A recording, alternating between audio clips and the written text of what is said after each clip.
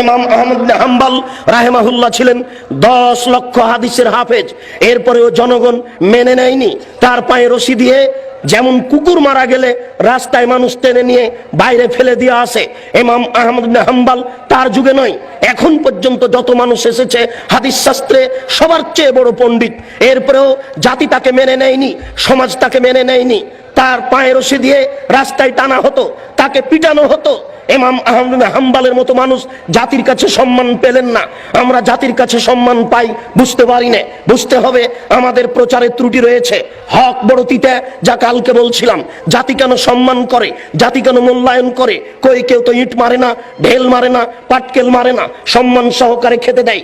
সেই জন্য তো আপনাকে গতকালকে আমি শোনাচ্ছিলাম যে আখেরি মোনাজাতে আপনি হাত তোলার পূর্বে এইভাবে একটু বলুন, তাহলে বুঝবো আপনি হক কথা বলছেন। বুঝলাম আপনি বড় কাজ করছেন, বুঝলাম আপনি বড় হুজুর, অনেক দূর থেকে এসেছেন, আমেরিকা থেকে এসেছেন, লন্ডন থেকে এসেছেন, সৌদি আরব থেকে এসেছেন। আপনি টুঙ্গির আখেরি মোনাজাতে অংশগ্রহণ করবেন, 1 ঘন্টা আপনি মোনাজাতে থাকবেন।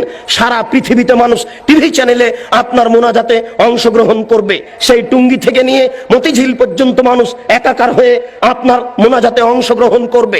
দেশের নেতা নেত্রী এই মোনাজাতে অংশগ্রহণ করবে। হুজুর আপনি একটু হক কথা বলুন না, আপনি বলুন। আল্লাহর নবী বলেছেন লা ইয়াফলাহ কওমুন ওয়াল্লাহু আমরাহুম ইমরাতান, ওই জাতি কোনোদিন পরিত্রাণ পেতে পারে না যে জাতি নারীকে করেছে নেত্রী, ওই জাতি কোনোদিন পরিত্রাণ পেতে পারে না যে নারীকে করেছে নেত্রী, ওই জাতি কোনোদিন পরিত্রাণ পেতে পারে না যে জাতি নারীকে করেছে নেত্রী। আপনি বলুন দোয়া করার পূর্বে আল্লাহ রাসূল বলছেন আলী লা তাদু তিমসালান ইল্লা তামাসতাহু ওয়ালা কাবরান মুসরিফান ইল্লা সাওয়াইতাহু, আলী তুমি ছাড়বে না কোনো উঁচু কবর, সবকে ভেঙে সমান করে দাও। আলী তুমি ছাড়বে না কোনো ছবি মূর্তি, সবকে ভেঙে একাকার করে দাও। আপনি এই বক্তব্য দেওয়ার পরে এবার হাত তুলে দোয়া করুন, দেখা যাবে কত নেতা নেত্রী আপনার দোয়াতে অংশগ্রহণ করে, কত জনগণ আপনার দোয়াতে অংশগ্রহণ করে। আপনি হাত তুলে দোয়া করার পূর্বে বলুন আল্লাহর নবী বলেছেন মান সাদ্দা ফুরজাতান বানাল্লাহু লাহু বাইতান ফিল জান্নাহ। আল্লাহর নবী বলেছেন সালাত আদায় করার সময়তে দুইজনের মাঝে যেই ফাঁকা রয়েছে এই ফাঁকা বন্ধ করে যে আল্লাহ তার জন্য জান্নাতে ঘর নির্মাণ করেন।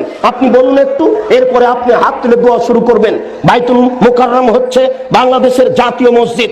বাংলাদেশের যারা বড় আলেম তারাই সেখানে খুতবা দেওয়ার অধিকার রাখে। বাংলাদেশের 3 কোটি আহলে হাদিসের আমির হচ্ছেন মুহতারাম আমিরে জামাত ডক্টর আসাদুল্লাহ গালেব, 5 ভাষার সমমানের পণ্ডিত। কই আজ পর্যন্ত আমরা দেখলাম না যে বাইতুল মুকাররমে তিনি খুতবা দিতে পারছেন। কোথায় হক রয়েছে? কে হকের কথা বলবে? আপনি একটু দোয়া করার পূর্বে বলুন। দেশবাসী শোনো, যারা বাইতুল মুকাররমের ইমাম তারাও শুনে রাখুন। আল্লাহর নবী বলেছেন মান সাদ্দা ফুরজাতান বানাল্লাহু লাহু বাইতান ফিল জান্নাহ, যেই ব্যক্তি দুইজনের মাঝের ফাঁকা বন্ধ করবে তার জন্য আল্লাহ জান্নাতে ঘর নির্মাণ করবেন। আল্লাহর নবী বলছেন এই শুনো, আমি দেখতে পাচ্ছি দুইজনের ফাঁকা দিয়ে শয়তান প্রবেশ করছে। তিনি কত কিছু বললেন এই কাতারকে সুন্দর করে সারিবদ্ধ হয়ে প্রাচীরের মতো হয়ে দাঁড়ানোর জন্য।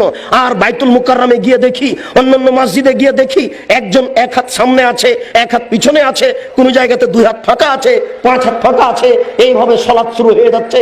কই আপনি তো একটু হাত তোলার পূর্বে এই কথা বলতে পারেন না? বলুন দেখি, হক বোঝা যাবে কাকে, আর বোঝা যাবে কত মানুষ আপনার এখানে বেশি হয় আর কম হয়।